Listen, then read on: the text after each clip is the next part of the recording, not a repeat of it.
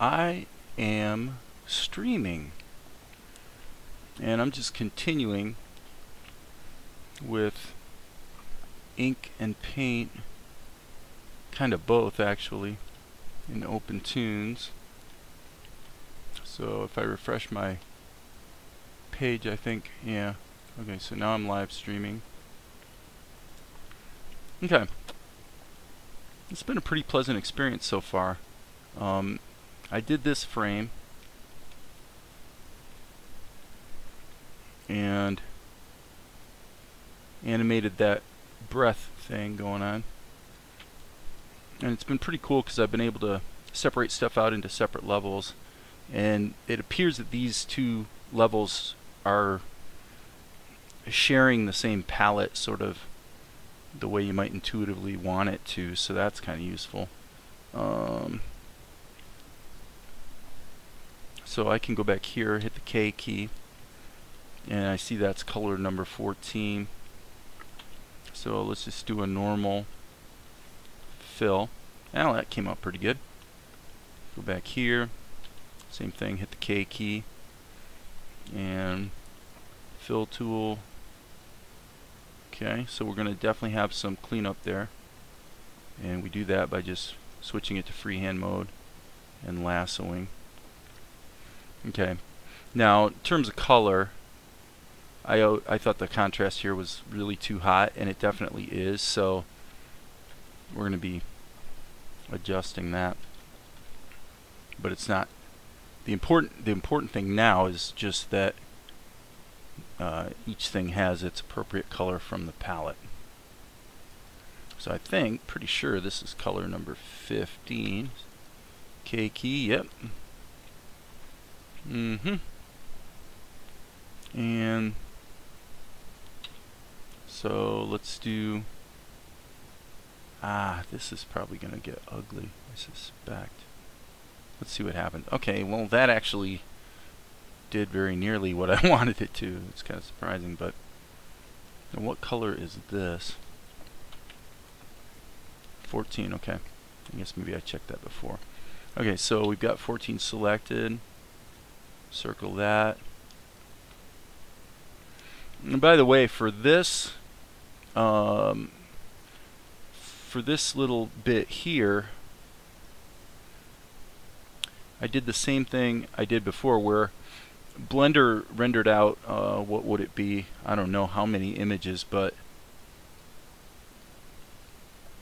it goes up to frame 216. Yeah, so from 118 to 216 is this shot, which is supposed to have the Akari breathing in that. And so, how do I shrink this window here? I'm going to go to my channel. Oh, I see. Got it. Okay. So what I did was the same thing here, where I deleted all of the copies. And in fact, I could delete them all here too. I probably should. I wonder if I can. Yeah, I have to drag down.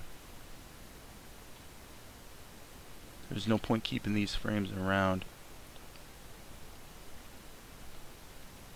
I'm going to hit Shift, select those, and hit Control X. The delete key doesn't work for that. You have to actually use Control X. So, okay, so with that, we can continue with this. Yeah, so the whole point of that was to not have to color all those duplicate frames, which would be kind of a dumb waste of time. What we want to do is paint this frame one time, excuse me, and then use the plastic tool, because the only thing that gets animated is Akari's breathing anyway. So why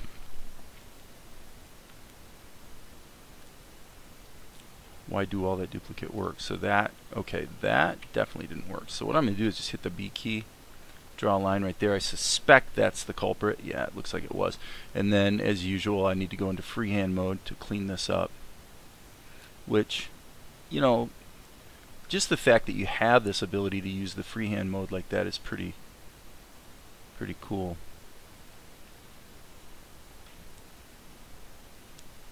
Okay, and it doesn't have to be super exact. And technically there should probably be another little burgundy square there, but it's such a small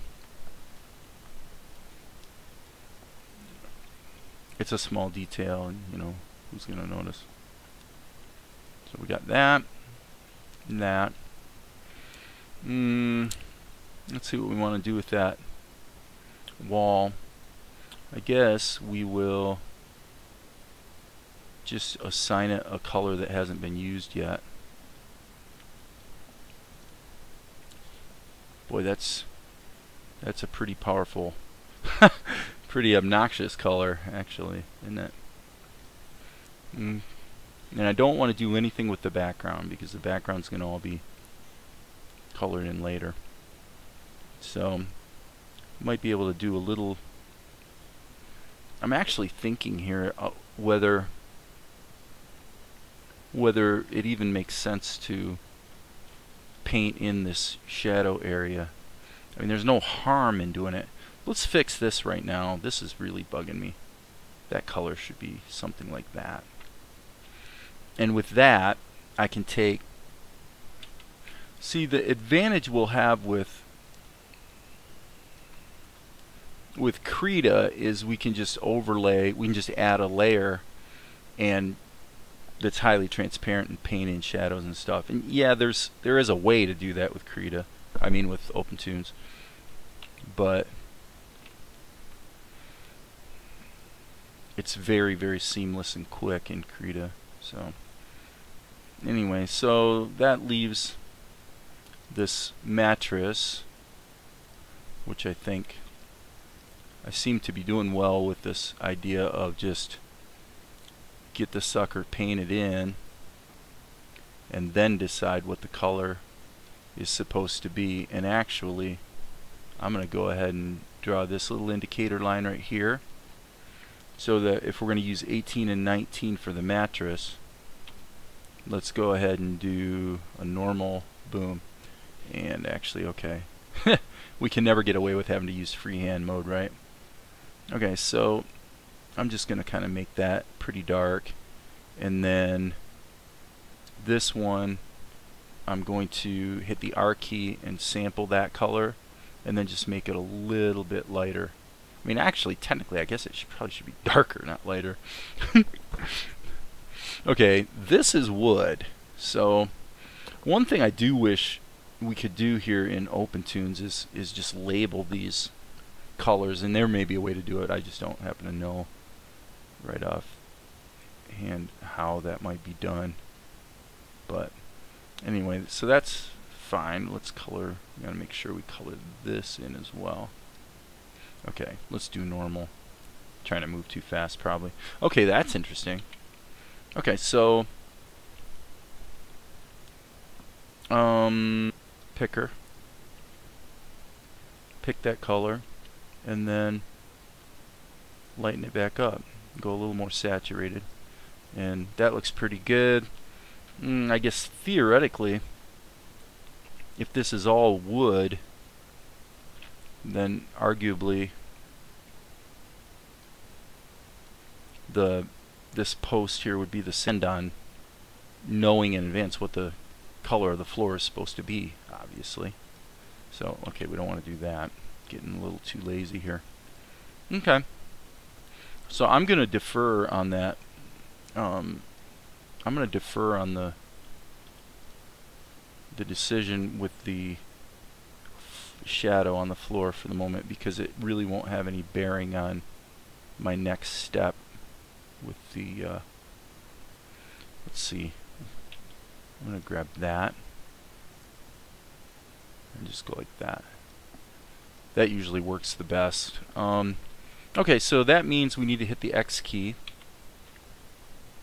and we're going to create a mesh. And I usually create the meshes pretty low res. It doesn't need to be high res, and I get the deformation looks fine.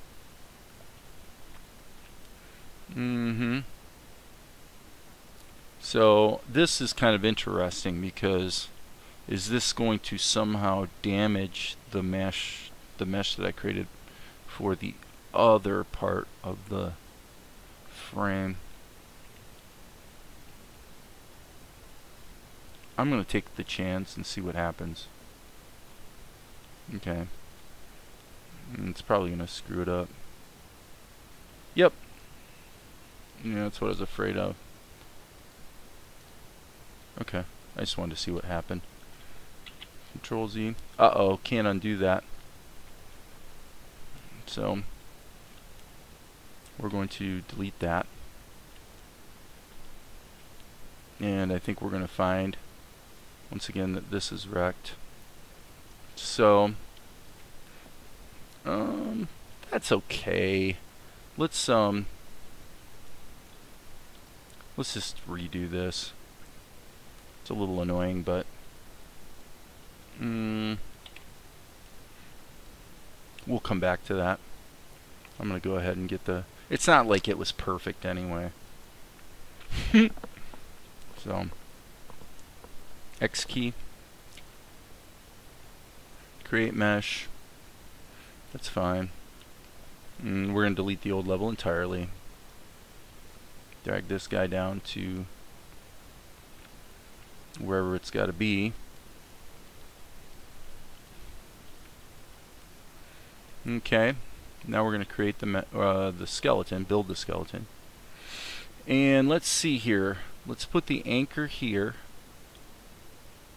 We're gonna want that to move a little bit. We're gonna want that to move a little bit, and probably, I mean, possibly her head just a little. But now what I'm going to do is create some other bones that are going to, you know, OpenTunes interpolates the range of deformation for you. So in a nutshell, we control the influence of any given bone by just putting other bones near it that are, you know, they've got their range of influence, so that automatically creates a limit on this one's range of influence. So what did I do? I believe I did about 45 frames. So 118, 128, 138, 48, 58 plus 5. So let's just say, just because it's neat and simple, I don't think it's going to insert a keyframe at the beginning, come to think of it, so I think I better insert a key. Yeah. Okay. So then we're going to go here and just get that breathing thing going on. Frankly, that feels pretty good to me. So now what I'm going to do is, actually the way I'm going to do it, I found this is kind of the least problematic. I'm going to go ahead and insert another key. And 175, so 205, 215, so around 220. I guess we need to go a little earlier, so let's just go here. And let's put a key there. And then what we'll do is take the key, J Parks, any reason why you're using the older version? You know what? I'm using the version of OpenTunes that is portable. Okay? Now, the dirty little secret is it's actually not as portable as you might think when you think of portable apps. But for the most part, I will say this with some trepidation, is for the most part you can have an installation of this version of OpenTunes and copy it from one machine to another, and the reason I did that was to preserve like hotkeys and stuff like that. So from what I've been able to tell, it isn't perfect, but the main thing I liked about the versions, because there's several of OpenTunes that I've used recently, is the fact that you have the ability to specify a layer for projects other than the defaults, and it doesn't dink around with the Windows registry and all that kind of stupid stuff. Alright, so I'm going to copy that, and then what I'm going to do is I'm going to come down here, and of course this is where she gets back to where she was when she started breathing, so I'm going to do insert paste. Alright, and now I should be able to select this layer and hide the plastic tool, and let's set the start marker there. Did I get that right? Yeah, okay. And then we'll go down here, and we're just going to check and make sure we're happy with the way the breathing goes. So let's set the stop marker there. Hit the L key so it loops. Let's see what we get. Doesn't look like we get much of anything. What the heck happened? Okay. Okay. Let's turn this guy back on. And the X tool. We're in animate mode. I would almost swear that I put a keyframe in here, but okay, let's just do it again.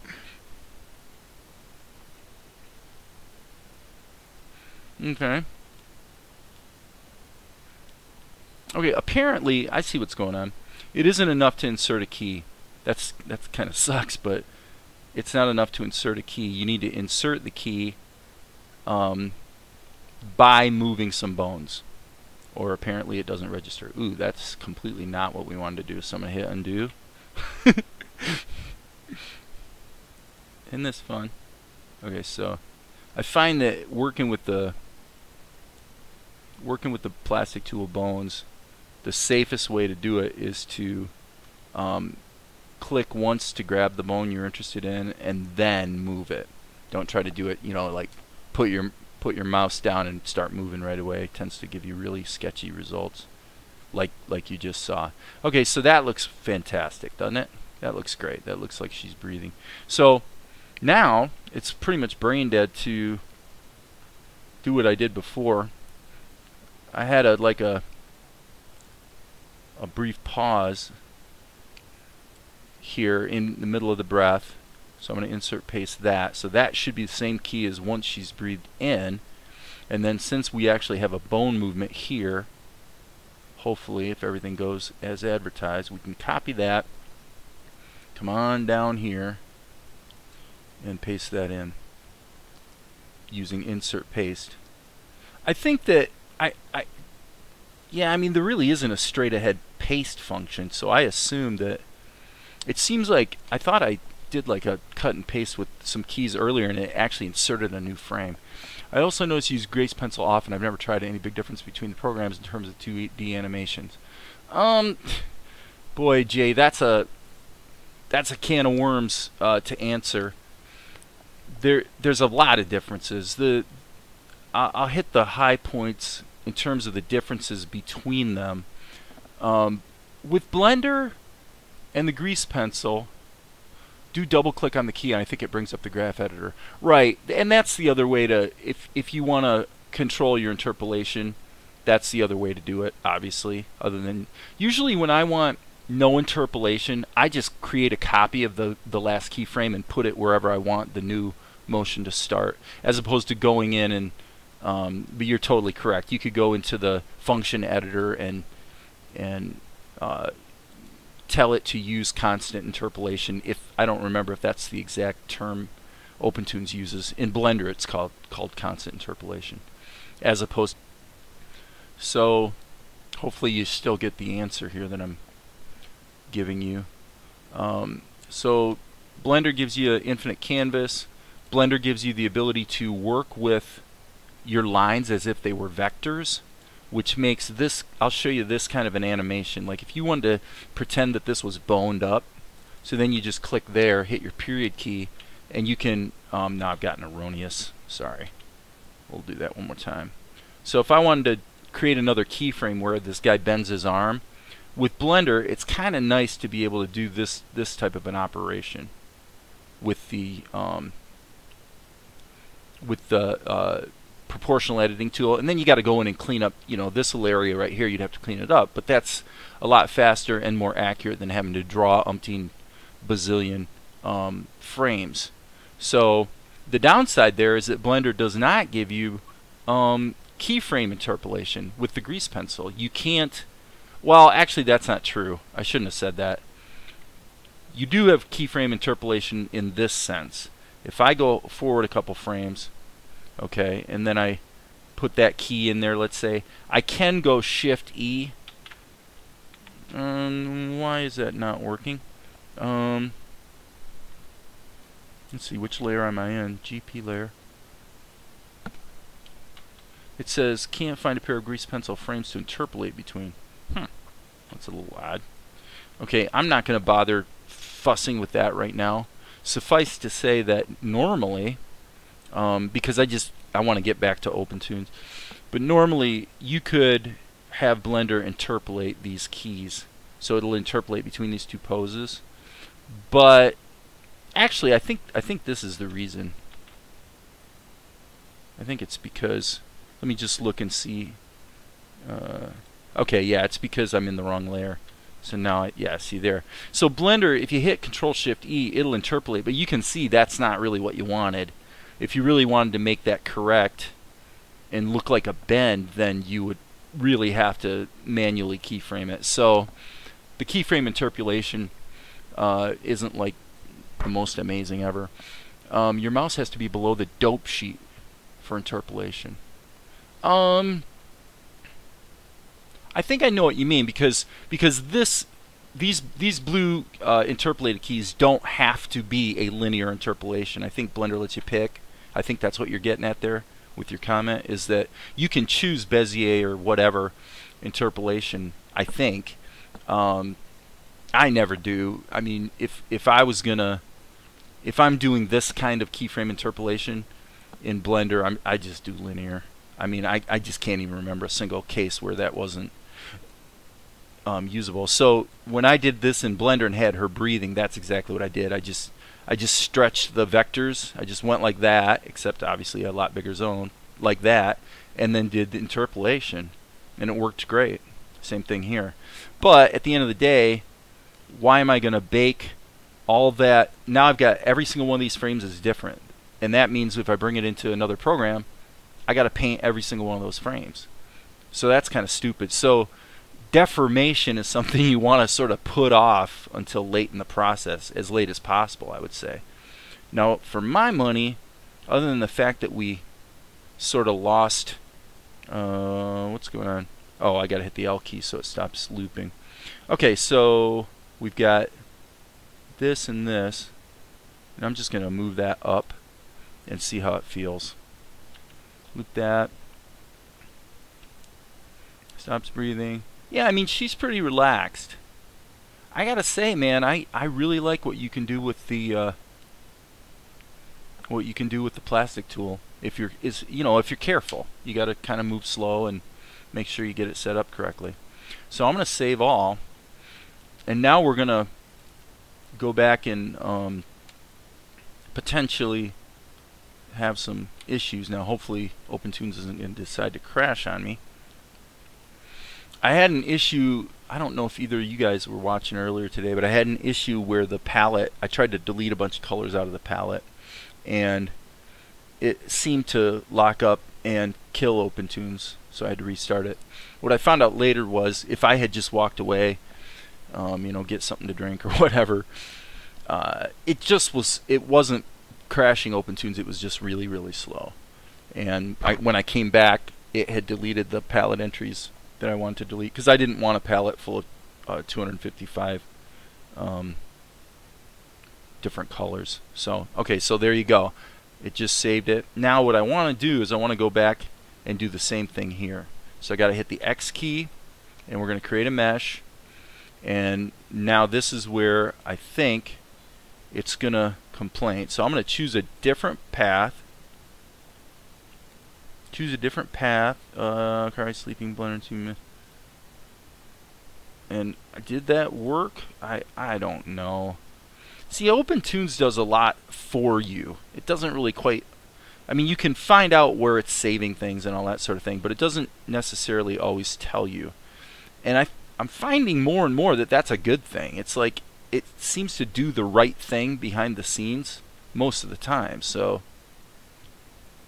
okay, and that's still working, so that means this worked fine.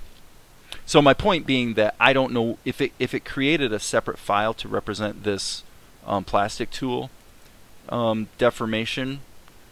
I have no idea what it named it, for example. And at this point, I'm not going to worry about it. So, but I am going to save my work. Studio Ghibli style coloring. Yeah, I don't know if I would call it that. I mean, for me, it's just anime style coloring, which basically means for the most part it's two-tone. Although I could go back in, you know, and add other details and stuff over top. Like we could take this and add some highlights in the hair. And obviously there's a lot more work to do because we're going to have to, this is going to have to be color corrected because this is actually at night. We're going to have glowing moonbeams shining in the room and stuff. I mean, there's a lot of work to do. So, but you know, it's fun. So now I got to go to build the skeleton. And I'm basically going to do the same thing I did on the wide view and sort of take a lesson from that because I did it like 3 times earlier today to try to get it right. And I kept getting it close but not really quite like I hoped. So again, you've got bones that are designed to not be moved, and then you got bones that are going to do the deformation. So let's go to animate, and by moving this a little bit, as you can see, this is slightly problematic, but I think we could stretch that out and sort of get away with it. So I'm just going to do that. That's cheating, but okay. So alright, so now we're going to go to let's just go to 43. What the heck? And see, I don't like that. I'm going to go back here to build skeleton. The nice thing is we can modify this. I want to move that bone up more. So now I still get the same animation, but the bone's been repositioned, which is pretty cool. So, and I'm just going to move that. I'm just going to move her head slightly. Okay, so now I'm going to go back to build skeleton, and I'm going to see if I can do something here. I'm going to actually do some corrective. See, this is another thing I do like about OpenTunes is it gives me the ability to go back and fix things a bit like that. Okay, so let's just see if that's like totally screwy.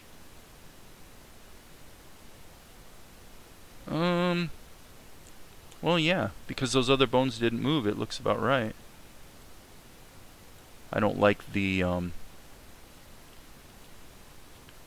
the way the breathing looks, but at least things are operating as advertised. So what I'm going to do is I'm going to go ahead and put a new start point here, and put our stop point here. So we'll just focus on this loop right here and make sure it looks good.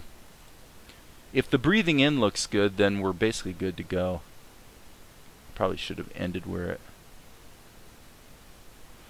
That seems like, okay, that seems like the motion is a little too focused on the blanket instead of her abdomen.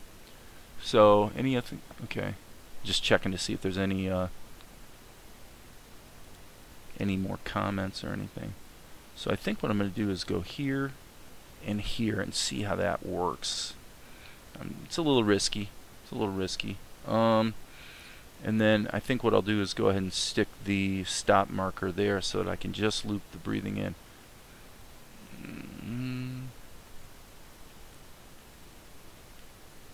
Okay. Not quite. Not quite. But not horrible. So this is what I was talking about. You actually have to insert a key and then go insert paste. Okay, so if this works like I hope, then I'll go here, go down here just a few frames before it ends, insert a key, and insert paste. Now I should be able to go down here, set my out point. Let's go ahead and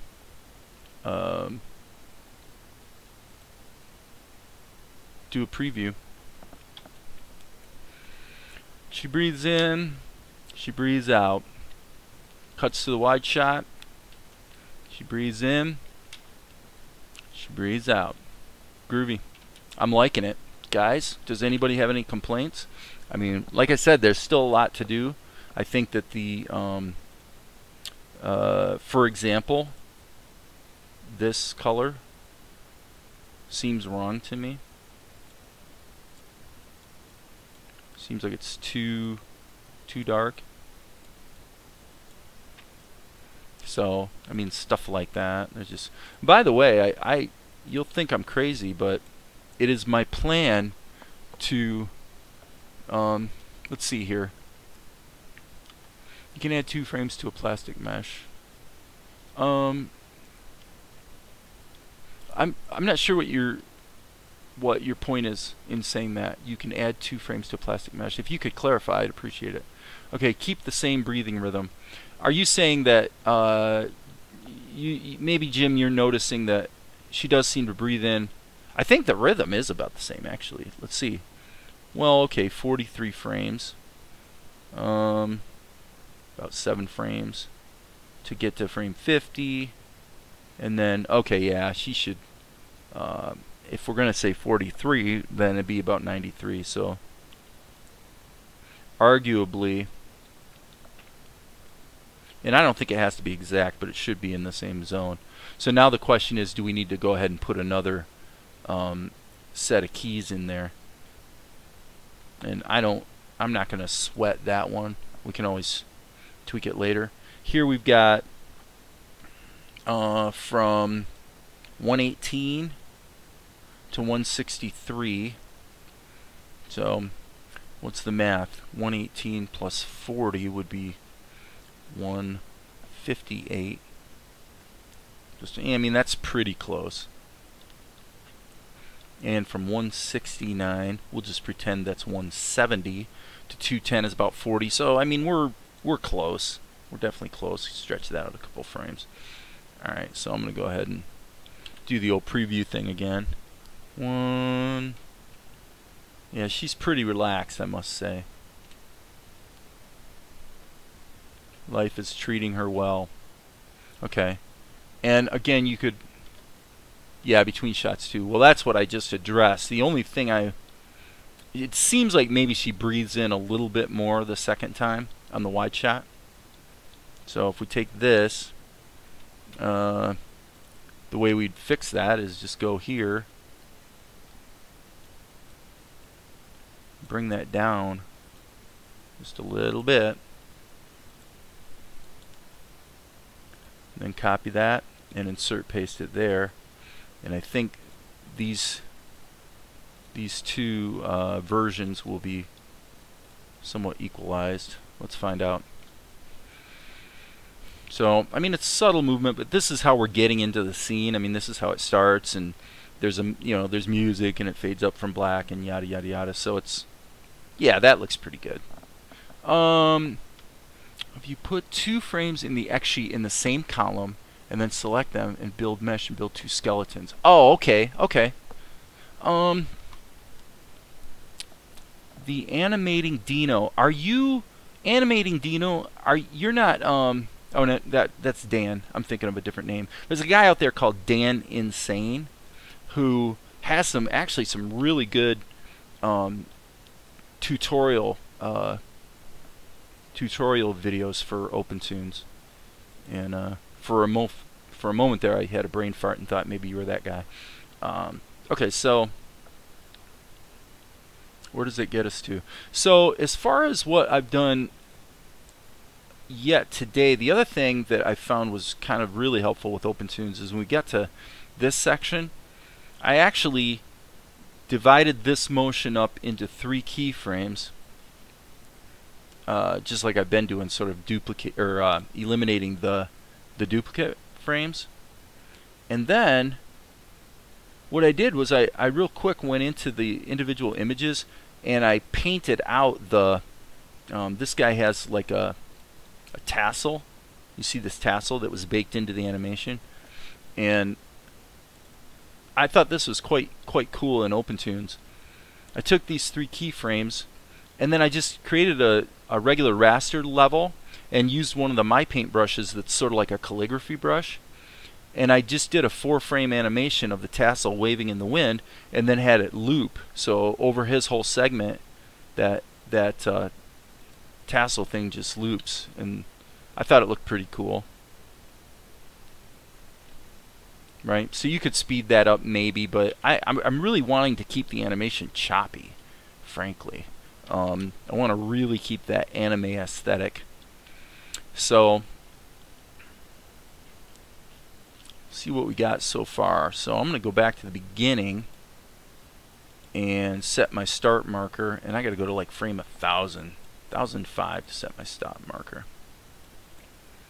And I definitely am enjoying using OpenTunes. I've been saving my work frequently, so I'm not having to really struggle with crashes and stuff too much. But I'm looking forward to how this is going to turn out.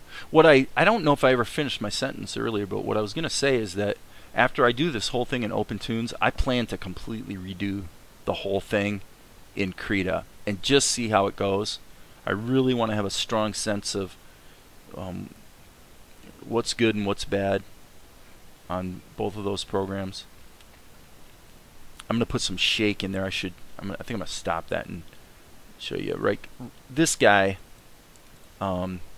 Sorry, didn't mean to click that level. When like on this shot, I'm probably going to use either the plastic tool or I may just draw an alternative frame. But I want to have him shaking so it looks like he's struggling. And so when it gets to here,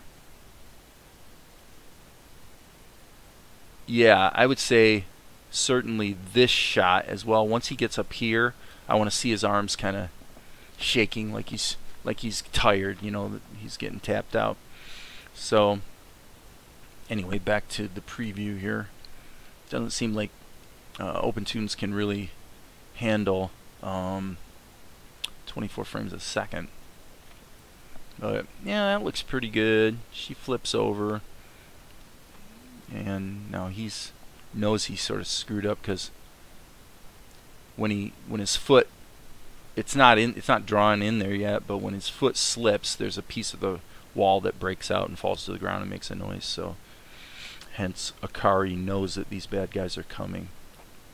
So, and the more you do this, the more you realize, man, it's a lot of work, but it is also a lot of fun once things start coming together. So, good way to learn patience, I'll tell you that. So for this, as far as dealing with this shadow and stuff, I think I'm gonna wait and put the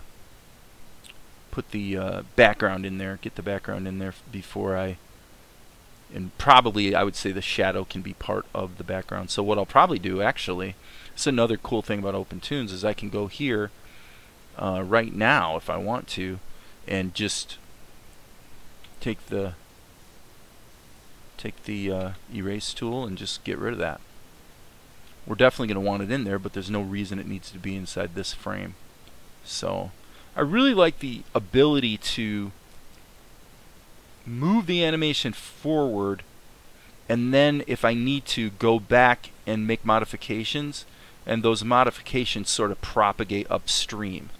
That's where OpenTunes seems to be really, you can tell it was sort of developed by people that wanted to do animation as opposed to sort of all theory kind of thing. Now as long as I'm here, I'm doing a little cleanup work, right? So anyway, let's get back out of there and back over to here. Boom. Okay, so save early, save often, and we still got 5 watching. Wow.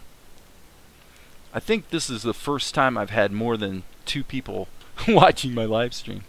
Okay, you guys, here's what I'm going to do. I'm going to let this loop, and I'm going to, because I've got a beverage waiting for me, and I want to go grab it. So I'm just going to let this roll for a couple seconds.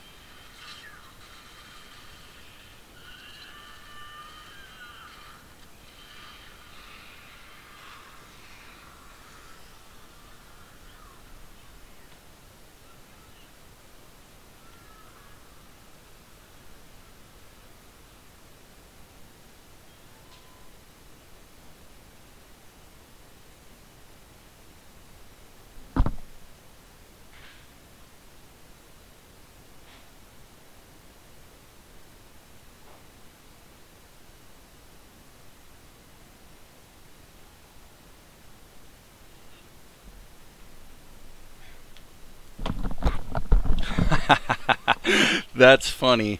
I figured if I go get my tasty beverage, somebody's going to leave. I was speaking of the color quality of OpenTunes compared to Radius or Clip Studio. Yeah, I don't like Clip Studio at all for animation. But a lot of I think there's guys over in Japan that have embraced it. But you just don't. I mean, it's 100% nothing but frame by frame animation. I just find it too. If I want that limit, I can use Krita. So, which is what I use for my vector line work. Yeah, and I don't use vectors in OpenTunes, like hardly ever. If I was doing a different kind of project, like like a Family Guy kind of aesthetic, then I probably would. Okay, so now this is an interesting situation, what we have here. So we might as well deal with it. I'm going to actually drag this over here. Okay, so what happens here is, first of all, this was animated in Blender, but if you look at it, it goes up and reaches this static point, and then these guys climb the wall. So why are we going to do paint on a quadrillion frames when we could just use the A key, which is the animate tool, and take this frame and animate it to where it needs to be? Now what I really want to do, now that I think about it, is I want to have some kind of I really want some kind of marker capability. So what I'm going to do is I'm going to look at, where does this upward motion stop? Okay, where does it stop?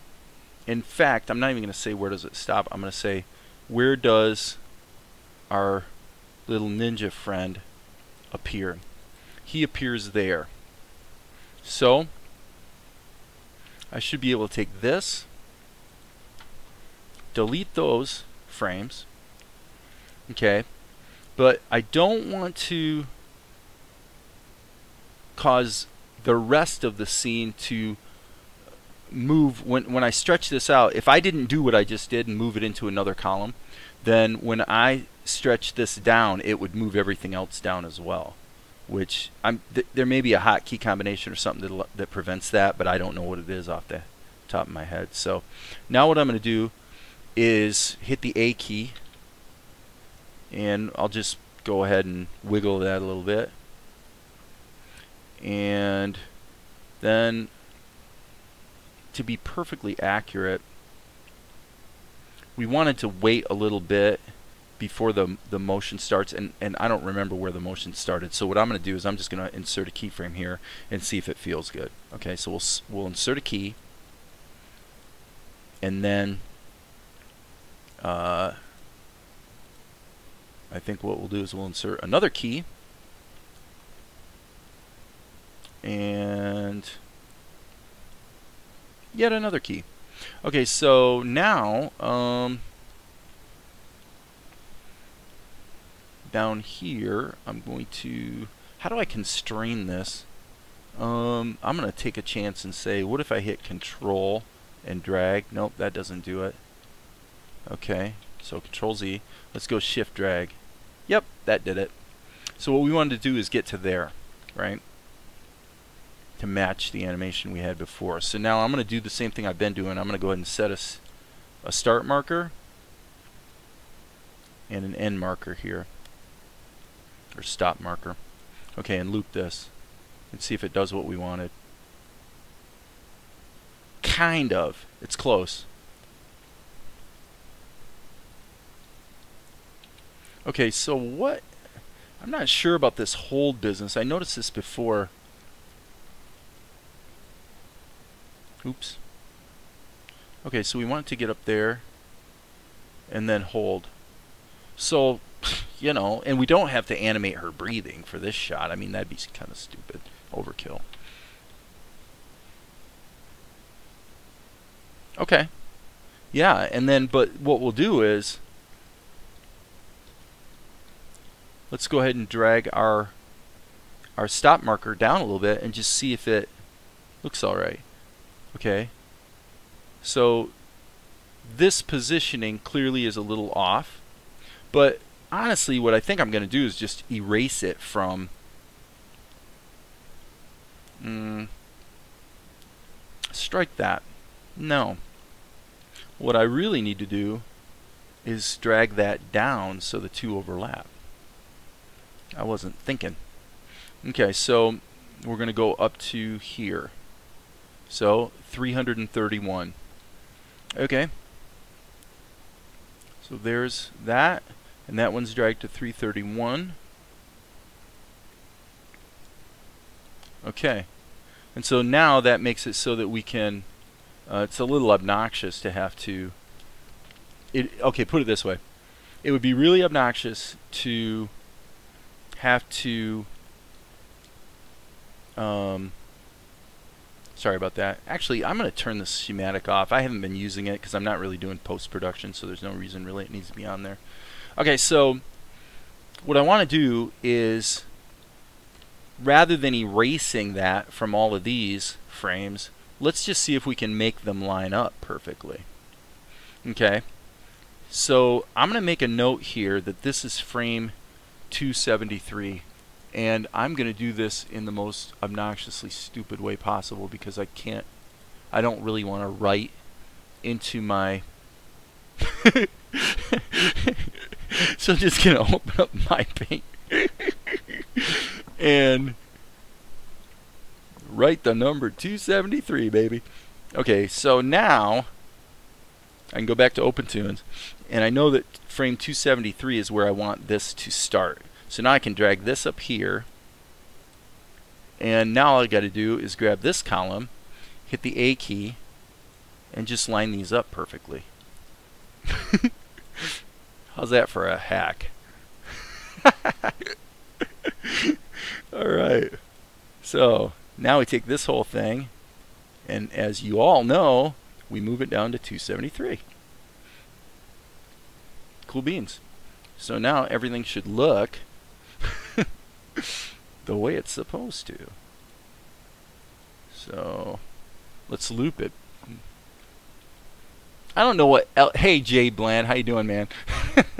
I hope you liked my tip about the jingles. You know, I'm just trying to help out. I was just sharing with you what we've been doing, and you know, it's pretty easy. And I know if you're a musician and you want to make some money, it's probably one of the easiest ways to do it. Plus, you're in the studio, you know, and you're just, you know, you're making music and pretty much whatever you want to do. It all hinges on the idea, and good ideas. You know, if somebody's on the radio and they got a crappy commercial, and you have a really good idea, you need more gear. Man, I tell you, man, I use an old laptop and a probably 5 or 6, 7-year-old oh brother, what is the piece? It's an M Audio. If you want to hear what music we've been doing, you can hear it. So I'm gonna go ahead and loop this and see if this is working correctly. Yep, that goes up, and you can see the color change a little bit there. I have a feeling once this is painted, that is not gonna matter. So yeah, send me like a link to your music, unless, you know, if you got it on, like, if you got music on Google Play or whatever, I'll check it out. So, okay. So now I have a question. Let me look at this. It seems to me... Okay. Yeah, those lines seem a little bold for my taste, I must say. I know I darkened them from where they were with the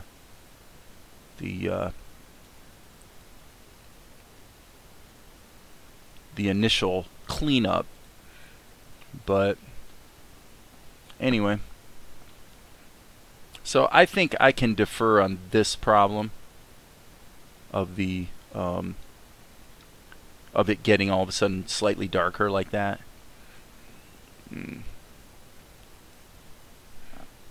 Cool, man. Just send me an email with details and we'll make it so. For logic. What? Pardon my stupidity here. What am I sending you an email for? With details. Oh, you mean my gear? What kind of gear? Hang on half a second.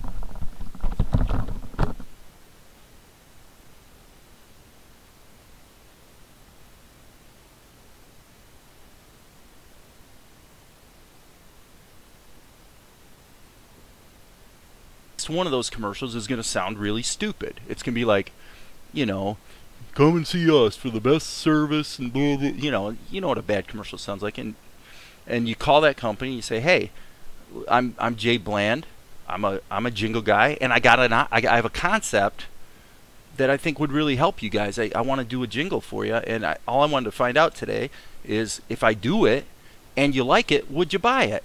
Now sometimes people will say, well, how much does it cost? But you'd be surprised. Actually, it's funny how seldom people ask that. Usually it's just like, yeah, I mean, I check it out, and that's it. And then you go, just go create the jingle, and then send them an MP3, and then follow up and say, hey, you know, do you like it? I mean, we can tweak it and change it if we need to, but if you like the concept, then we'll create, you know, you need to mix out 7 different cuts with all the different donuts and stuff. So, but that's it. That's the whole deal. And then bill them. That's why it's so stupid, you know. The barrier for most people that are musicians is the sales process. Nobody wants to get on the phone and do the sales. But I have to say, it's about as stupidly simple of a sales process as I've ever come across. I mean, I've sold all the stuff I do from my website, which is premiermediadesign.com. You know, we do web development, we do message on hold service, and we do jingles, you know. I've done corporate videos. Obviously, probably a lot of the guys here know I've written and directed several feature films, basically 3 of which are pretty good. Okay, so we solved that. I'm probably boring. Yeah, we got 4 people watching, so I know I'm getting really boring here. Okay, so this art needs to be tweaked. So for this sequence, what I'm going to do is the coloring part, I am going to, yeah, I was going to just repeat it, but actually the problem is I don't know quite how that got erased like that. So I think we've got the same situation we've had before, which is we need to go to that frame, make a note of where it stops. So let's just do the same thing we did before, and I'll even pretend this is paper. I'll scribble it out and write down 291. Okay, so now what I want to find out is where does this frame end? Doesn't last very long, I'll tell you that.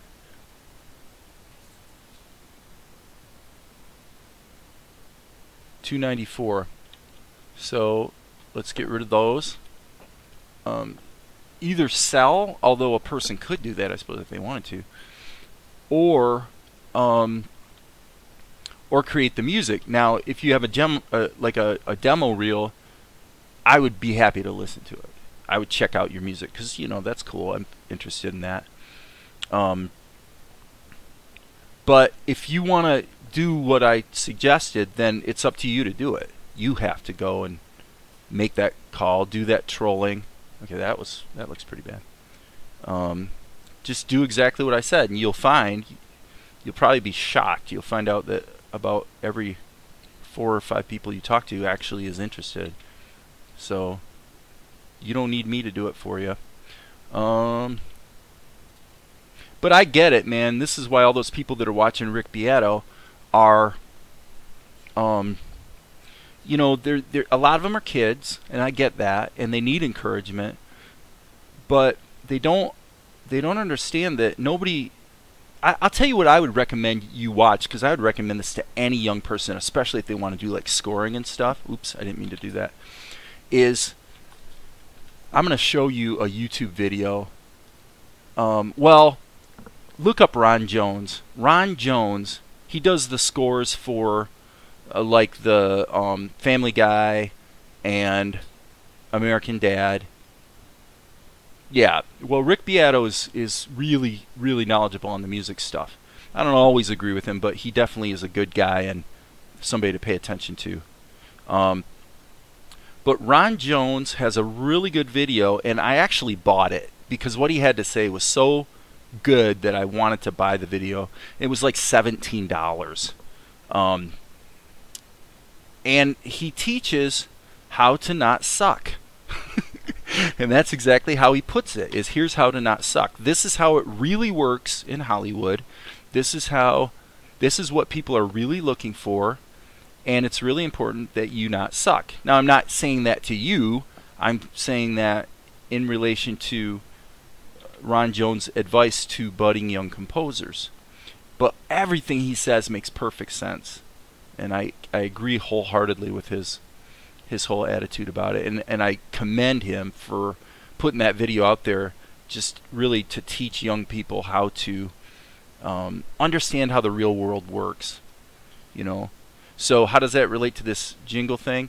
Simply that the way the real world works is, yeah, correct, Ron Jones, is that if you wanna make some money from a jingle, then you need to go sell a jingle. You don't need anyone else to do anything for you. And if your idea sucks, that's okay. But if you do it a lot, you'll get better at it, you know? And go find every company out there on the internet that you can find that does jingles. Look at what they do. One of the fun things about that for us is when we're going to do a jingle, I literally will pull up any piece of music that I'm interested in that day. Okay? And I will sort of parallel that arrangement. And then I will learn how to make that kind of music.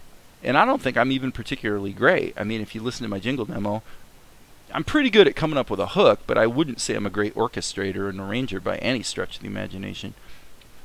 But I do improve every single day.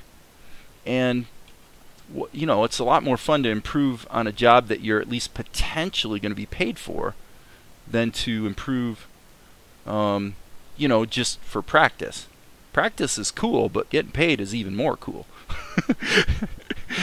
Am I right? Can I get a thumbs up from somebody out there?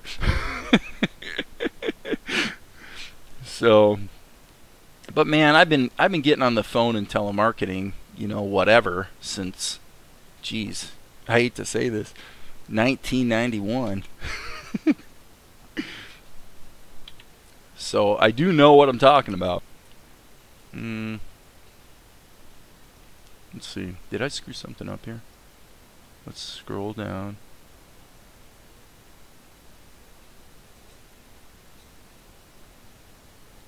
Yeah, so I think I got that right. There's actually... Oh, I see what's going on. Ah, shoot. Well, that's no big deal. That's no big deal. So you got this hand, and honestly, I probably shouldn't have fixed that. So just for kicks and giggles, I'm going to see if I can undo that. Yeah, get back to work, man. I'm happy to help if I can. All right, so I'm just going to actually undo what I did. Okay, that's cool. So we cleaned up that one, this one frame here that was giving us some issues. Okay, so how long have I been... Man, I've been live streaming over an hour. That's like a total of 3 hours today so far. So now what I definitely am going to do... Okay, I shouldn't say definitely, because actually I might not do it. But what I'm thinking is create a loop for the... I don't know. Do I need to create a loop for the ponytail? Sorry. Loop that. He climbs up there. Okay, our endpoint is in the wrong place. So probably what we want to do is just like, let's give it a couple frames. Hit a start marker. And then we want to go down here to where it changes. Okay, I'm going to say that probably this, how do we do this? Alright, what I'm going to do is I'm going to do this sort of a kludgy way. I'm going to delete that just so that I have the ability to grab that. And then I'm going to just stretch that one frame out one. So I just wanted to move everything into another level because essentially we're dealing with one long shot here, and there's probably going to be some layers and stuff, so we want to give ourselves some options later. So okay, let's just kind of scroll back up to the top here and do a quick review. We'll set the start marker. I'm going to go drag this down to frame 1000 ish. I don't know where the ending is because the column is way over to the right, but okay, so there's Akari breathing. Cuts to the wide shot. Another nice deep breath.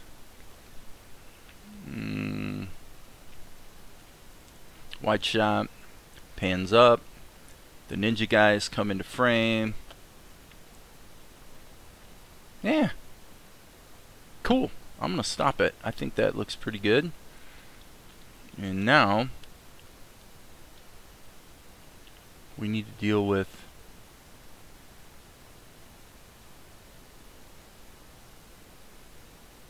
hold on a second here. Think about this. Okay, this is kind of important. We're probably going to,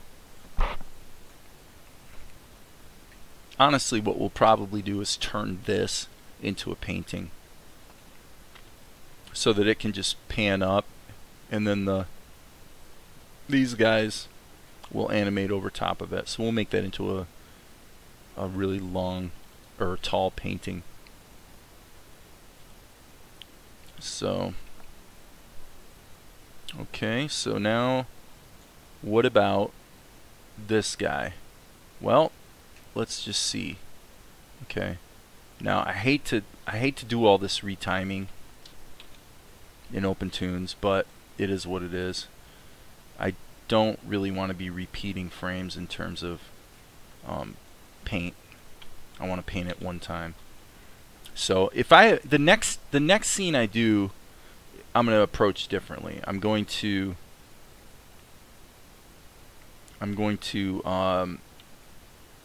storyboard it in Blender so that essentially